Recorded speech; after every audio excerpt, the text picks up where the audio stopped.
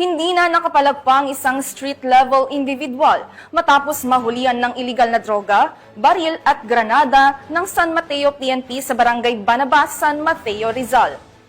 Police Staff Sergeant Jacob de la Cruz sa report. Naresto na matauhan ng San Mateo Municipal Police Station ang isang kilalang street-level individual na kinilalang si alias BJ, 29 taong gulang, residente ng Barangay Gitnang Bayan 1, San Mateo, Rizal.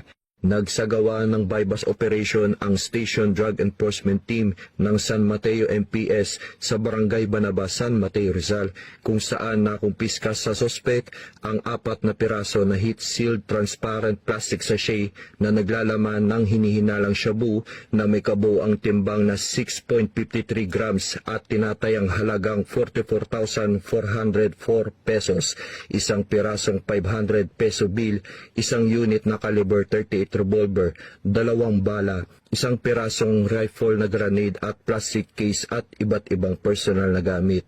Ang sospek ay pansamantala nakapiit sa San Mateo MPS Custodial Facility habang inahanda ang mga kaukulang dokumento para sa pagsasampa ng kasong paglabag sa RA 9165 o Comprehensive Dangerous Drugs Act of 2002, RA 10591 o Comprehensive Firearms and Ammunition Regulation Act at RA 9516 o Illegal Possession of Explosives. Patuloy na pinaigting ng kampanya laban sa iligal na droga at iba pang kriminalidad upang matiyak ang kaligtasan at kapayapaan ng mamamayan ng Rizal.